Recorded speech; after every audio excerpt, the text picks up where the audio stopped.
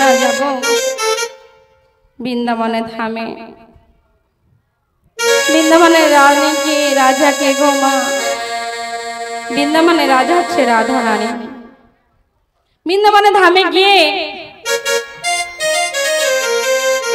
যাদের দেখতে পাবো তাদের কি বলবো? রাধে রাধে রাধে রাধে। কেন মা? বৃন্দাবনে রাধা রানী। হরে কৃষ্ণ। তাই সবাই মিলে দুবাহু তুলে বলবো রাধে রাধে রাধে রাধে। আজকে লীলা রাধা রানী বিয়ে, রাধার বিয়ে।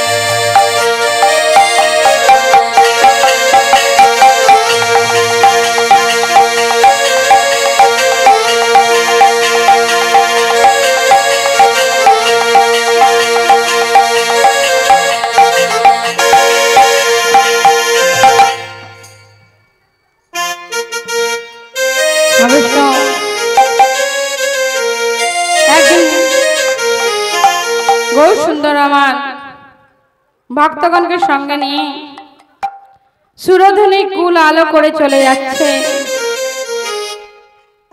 কতগুলি নদিয়া নাগরী গাগরি নিয়ে ওই সুরধুনী স্নান করতে যাচ্ছে। আমার গৌর সুন্দরকে দেখে এক নাগরী আর এক নাগরীকে আনন্দ সহিত বলছে, কি বলছে মা? দেখবি যদি রাধে রাধে। তোরা দেখবি যদি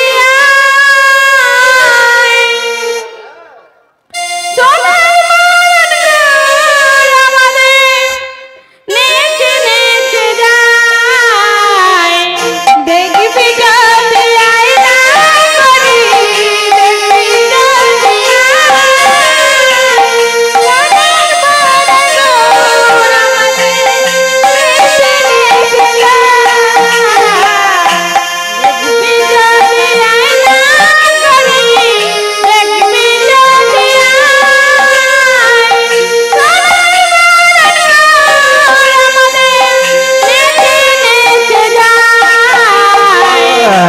দেখবে যদি আয়না করে, দেখবে যদি সোনার বরণ তোরা মনের নেচে নেচে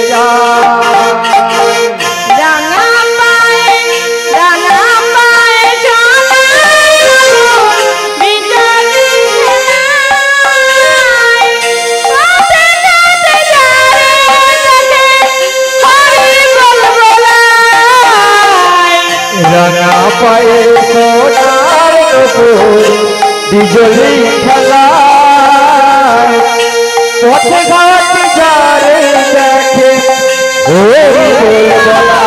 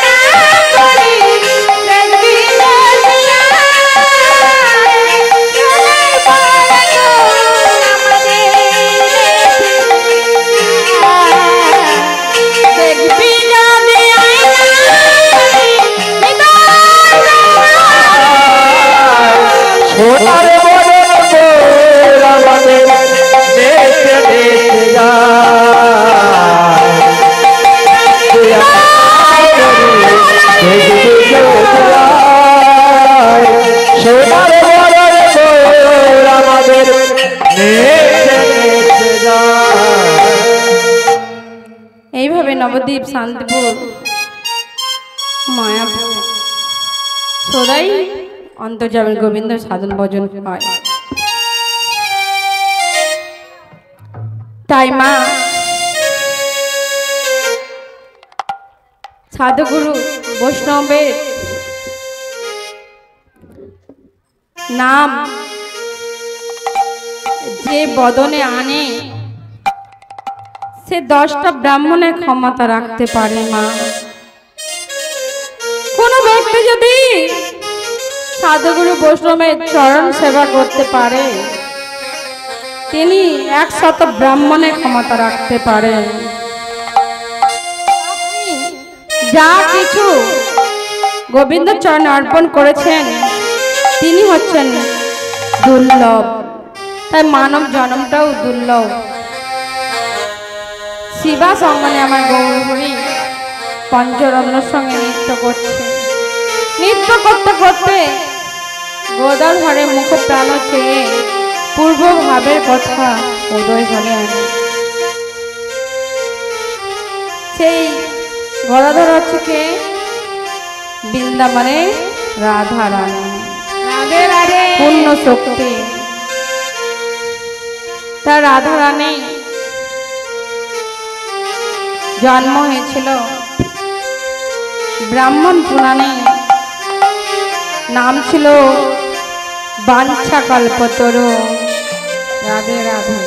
মাগো বাঞ্ছা কল্পতরু কাকে বলবো?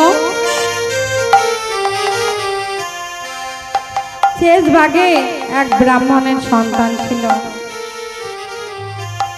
তার নাম সুতপ ব্রাহ্মণ। তার সত্যটা যাচাই করার জন্য, সত্যটা প্রমাণ নেওয়ার জন্যে তিনি কঠোর তপস্যায় ব্রতী হলেন।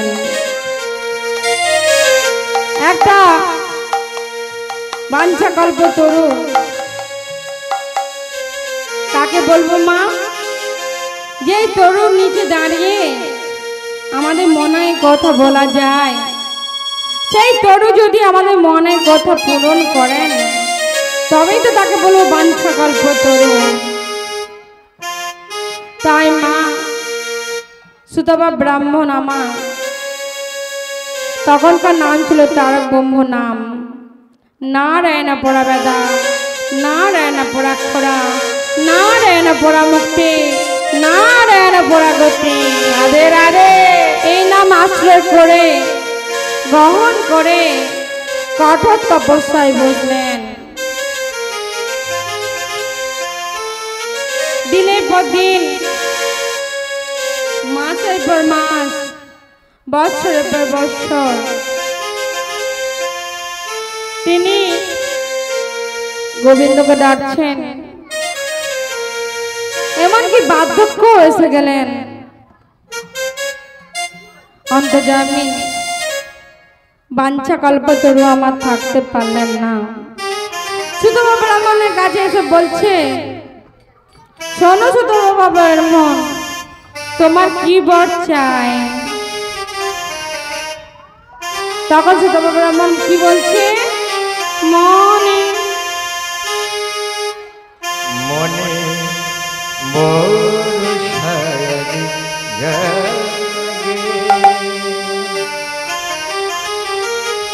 তোমার লক্ষ্মীরে পাবো বলে, মনে বর্ষায় জাগে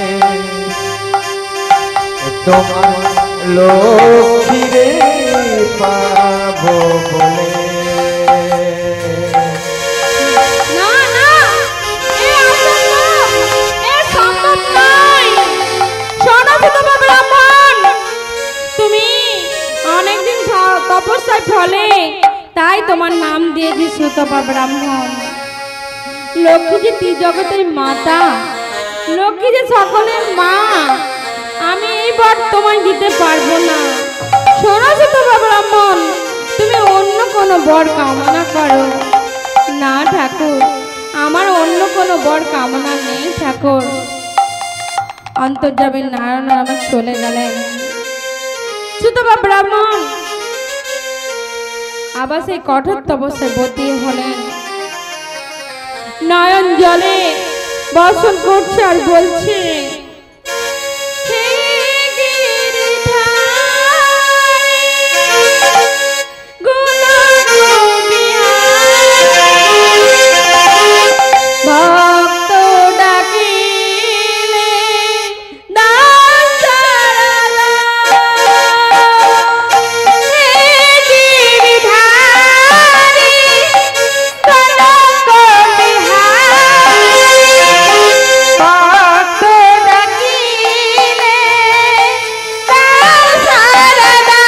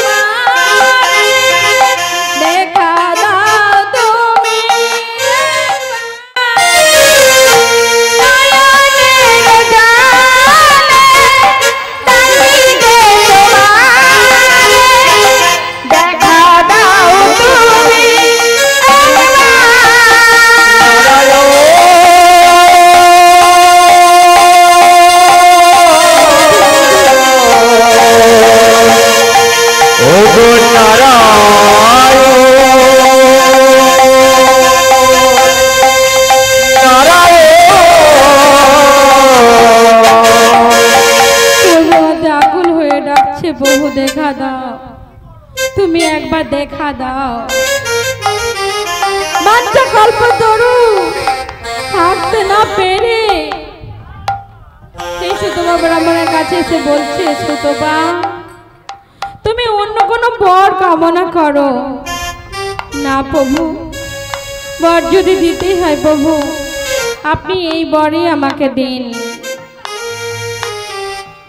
বাঞ্ছা কল্পতরু ভক্তের বাঞ্ছা রাখার জন্য বলে উঠলেন, শোনো সুতপা, লক্ষ্মী তোমার ধরনে হবে বটে, বিংশত দ্বাদশ লীলায় কংস কারাগারে আমি জন্ম নেব, আর বিষবাণু রানী কীর্তিদার ঘরে প্রতিপালন হবে। লোকে ছাড়ে সবাই জানবে, কিন্তু আমার মিলন হবে ওই বৃন্দাবনে বহুর সঙ্গে। এ কথা মিথ্যে হবে না। যখন নারদ মুনি আশীর্বাদ করে, এদিকে লক্ষ্মী দেবী আসল কেঁপে উঠছে। লক্ষ্মী দেবী প্রত্যেকটা কথা শুনে লক্ষ্মী দেবী তার বাহনের পিঠে চড়ে সেই স্থানে গিয়ে পৌঁছালেন। না প্রভু না, আমি কি অপরাধ করেছিলাম আপনার চরণে, যার জন্য আপনি আমাকে পরে ঘরণী হতে হবে?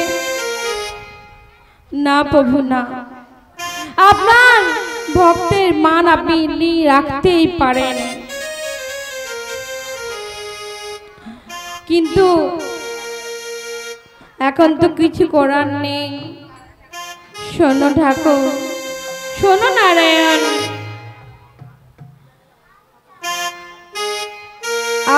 সঙ্গে লোকেচারে বিবাহ হবে বটে, কিন্তু যতদিন না তোমার অঙ্গে পরশ পাবো ততদিন আমি চোখ মিলে তাকাবো না। রাধে রাধে। এই বলে লক্ষ্মীদেবী চলে গেলেন।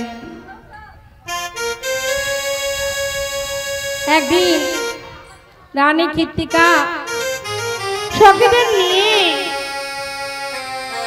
যমুনায় স্নান করতে গেলেন। স্নান করতে করতে দেখতে পেলেন ওই যমুনার জলে স্রোতে এক সুন্দর মালা ভেসে আসছে। মালাটাকে রানী কৃত্তিকা দেখে সখীদের দেখে বলছে, সখী রে, ওই মালাটা আমাকে এনে দে। তখন সখীরা রানী কৃত্তিকার কথা মতো সেই মালাটাকে এনে দিলেন। সেই রানী কৃত্তিকা মালাটার মধ্যে দেখতে পাচ্ছে এক লাল পদ্ম। সেই পদ্মের মধ্যে স্বর্ণক্ষীর এক পোকা। সেই মালাটাকে অতি যত্ন সহকারে কি করছে, অতি যত্ন করিয়া বুকেতে জড়াইয়া আইলেন যাবত মাঝে।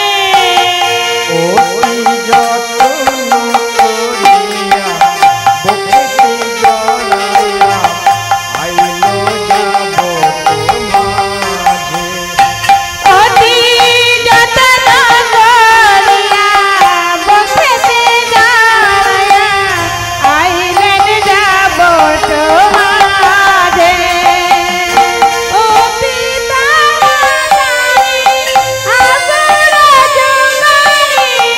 অতি তাড়াতাড়ি আসে রাজবাড়ি। অতি তাড়াতাড়ি আসে রাজবাড়ি। অতি তাড়াতাড়ি আসে রাজবাড়ি। হইতে রাজার কাছে।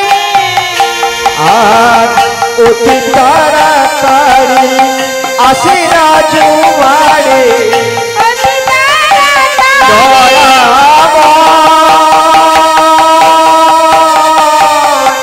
ও গো দয়াময়,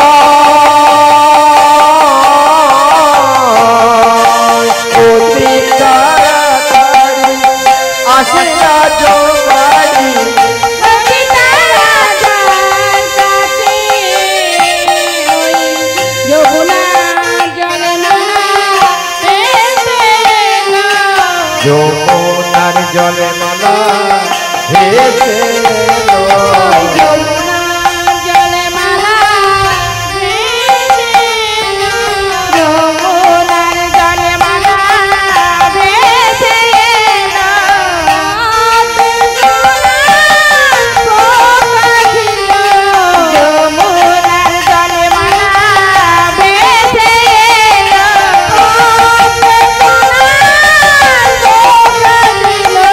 যমুনার জলে মালা ভেসে এলো। পদ্মে সোনার পোকা ছিল, যমুনার জলে মালা ভেসে এলো। পদ্মে সোনার পোকা ছিল, যমুনার জলে মালা ভেসে এলো। যমুনার জলে মালা ভেসে এলো। রানী রাজার কাছে মালাটা নিয়ে গিয়ে বলি, দেখো দেখো বাবু, কত সুন্দর মালা। রাজা তাই মালাটাকে দেখে, সত্যই তো রানী, মালাটা খুব সুন্দর।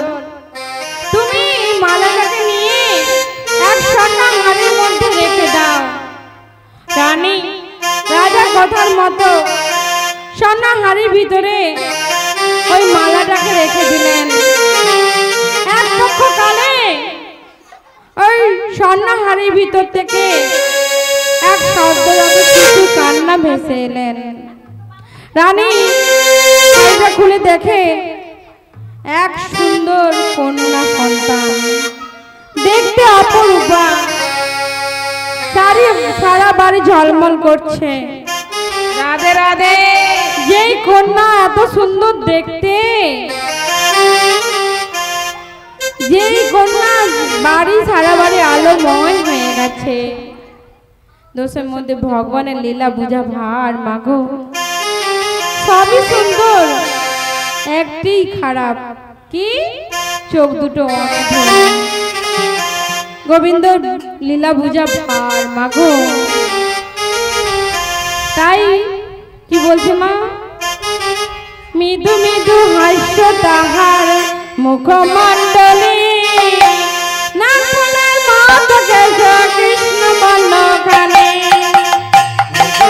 হাস্য তাহার মুখমণ্ডলে, নাগ ভরে বহত কেশ কৃষ্ণ বর্ণখানি। মৃদু মৃদু হাস্য তাহার মুখমণ্ডলে, নাগফুলের মতো কেশ কৃষ্ণ বর্ণখানি। মৃদু মৃদু হাস্য তাহার মুখমণ্ডলে, নাগফুলের মতো কেশ কৃষ্ণ বর্ণখানি। রূপে ছোটা ধারে লাগে, রূপে ছোটা ধারে লাগে, রূপে ছোটা ধারে লাগে, রূপে ছোটা ধারে লাগে। বৃন্দাবন মাঝে রূপে ছোটা ধারে লাগে, বৃন্দাবন মাঝে রূপে ছোটা ধারে লাগে, বৃন্দাবন মাঝে রূপে ছোটা ধারে লাগে, রূপে ছোটা ধারে লাগে। রানী গীতিকা করলো কি? তার সৈদের সংবাদ দিল।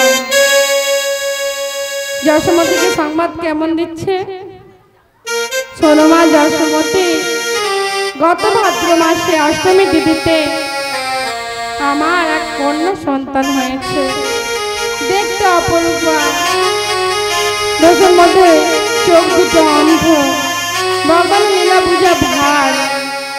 যশোমতী সংবাদ পাওয়ার সঙ্গে সঙ্গে অষ্টসখীকে নিয়ে চললেন কোথায়? রাধা দর্শনে। কেমন করে যাচ্ছে? দধি দুগ্ধ ঘৃত ছানা, মাথায় লয়ে সোনা জড়া। দধি দুগ্ধ ঘৃত ছানা, মাথায় লয়ে সোনা ঝাড়া। দধি দুগ্ধ ঘৃত ছানা, মাথায় লয়ে সোনা ঝাড়া। দধি দুগ্ধ ঘৃত ছানা, মাথায় লয়ে সোনা ঝাড়া। চলেছেন তারা রাধা দর্শনে।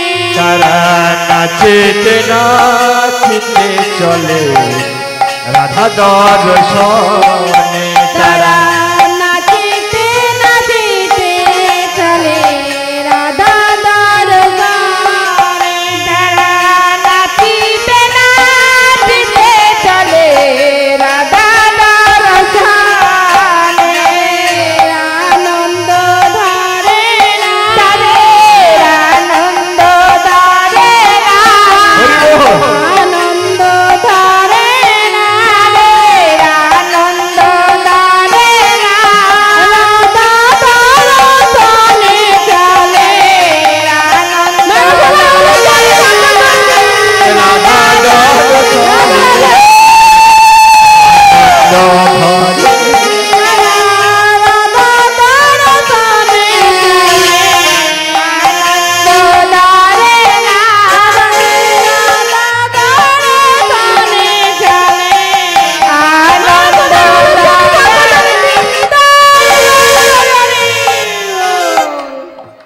রানী কীর্তিকা গিয়ে বলছে, কীর্তিকা আমরা সবাই এসে গেছি।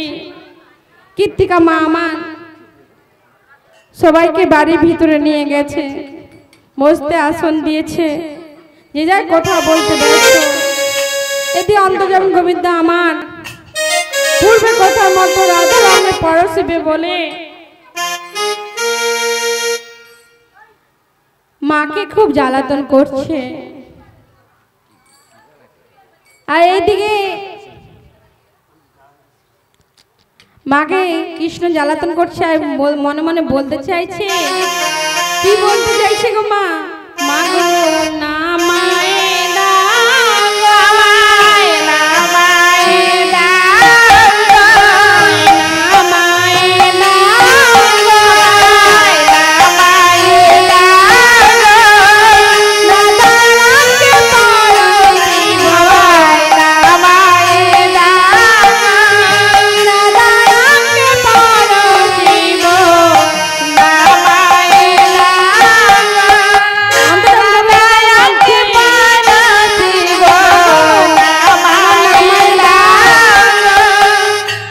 তখন এই ভেবে অন্তর্জন গোবিন্দা মান যশোদা মাকে খুব জ্বালাতন করছে। জবসতী মা তখন গোপালের গায়ে এক চড় বসিয়ে মাটিতে বসিয়ে দিলেন। তখন অন্তর্জন গোবিন্দা আমার কি করছে?